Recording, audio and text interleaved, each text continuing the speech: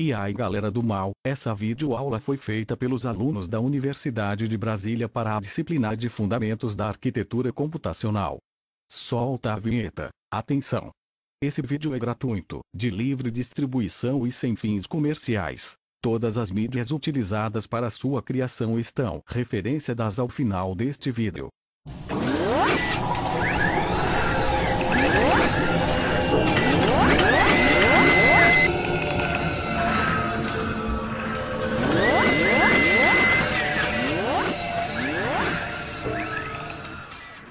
O tema que iremos abordar hoje é a máquina de Von Neumann. O vídeo será dividido entre 3 tópicos. Introdução, onde falaremos sobre Von Neumann e a história por trás de sua arquitetura. A arquitetura de Von Neumann, onde iremos falar sobre cada uma das partes da máquina de Von Neumann. E por último a conclusão, onde iremos fazer uma breve discussão sobre as informações apresentadas anteriormente e como elas afetam nossa vida. Von Neumann nasceu em 1903 na cidade de Budapeste, Hungria. Desde muito novo foi visto como um prodígio, sendo considerado um dos maiores matemáticos do século XX. Ele contribuiu em diversas áreas da matemática além de ter feito grandes descobertas na área da computação. Uma das peculiaridades de Von Neumann é o fato dele ter se naturalizado americano, além do fato dele ter contribuído para a criação das bombas atômicas que assolaram o Japão. E novamente, ele era um grande matemático. A partir de 1930, houve um grande aumento no desenvolvimento de máquinas para realizar cálculos, utilizando-se de dispositivos eletromecânicos e eletrônicos. Através desses dispositivos foi criado o ENIAC, que era capaz de armazenar 20 números decimais de 10 dígitos. Von Neumann não teve muita influência sobre o ENIAC, porém após avanços no desenvolvimento de novas máquinas, foi projetado o EDVAC.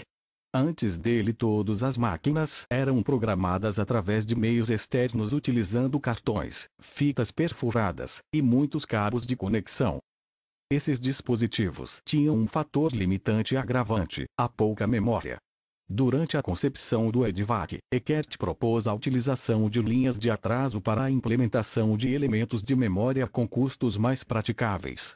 Essa concepção se baseava em propagar ordenadamente, em tempos regulares e determinados, um bit da informação por elementos de memória em um ciclo infinito. Assim, a ideia de se armazenar e trabalhar com milhares de bits se tornou viável. Foi a partir de então que houve a possibilidade de armazenar um programa sem utilizar fitas e cartões perfurados. Apesar das controvérsias da criação, foi Neumann quem redigiu um relatório que abrangia a estrutura da máquina projetada. Apesar de ter sido ele quem o redigiu, o relatório nunca foi completado. A arquitetura de Von Neumann. A máquina proposta por Neumann pode ser dividida em 4 partes. A memória principal, a unidade central de processamento, CPU, unidade lógica e aritmética, ALU, e a unidade de controle, CU. Memória. A memória principal é como um compartimento com vários espaços endereçados. A CPU consegue encontrar informações buscando elas em cada um desses endereços.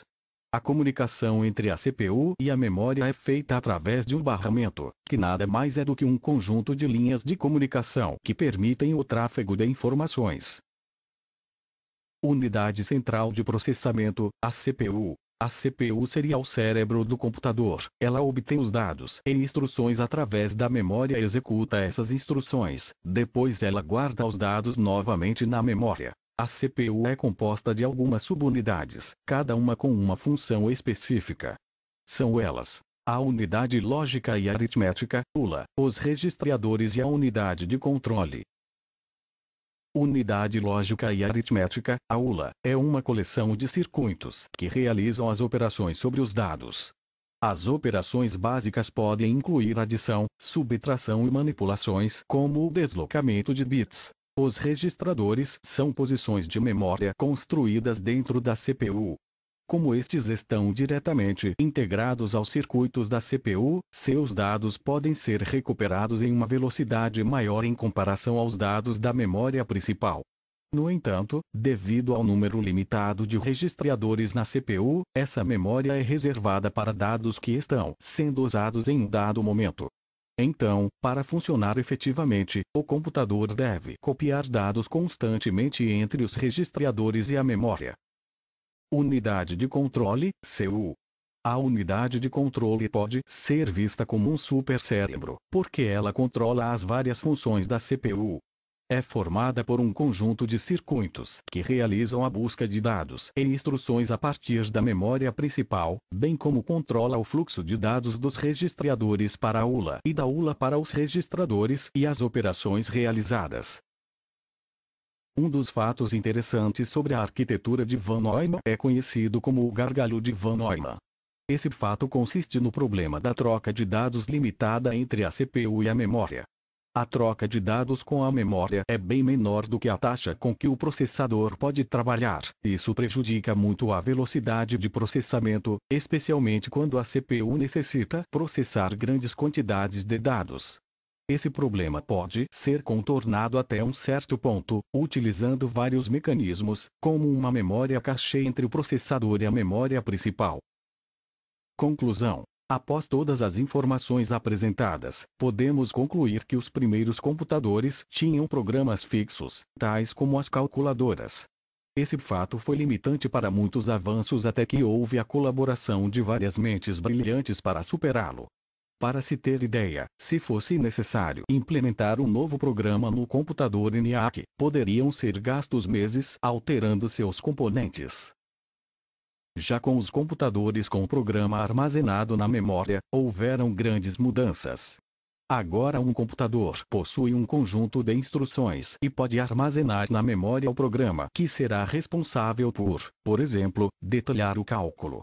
Um projeto de programa armazenado também permite que os programas possam se modificar durante a execução, o que caiu em desuso, pela possibilidade de danificar até o sistema operacional no caso de alguns erros. Apesar dos enormes avanços na área da computação e suas vertentes, o titio Neumann continua presente no nosso cotidiano.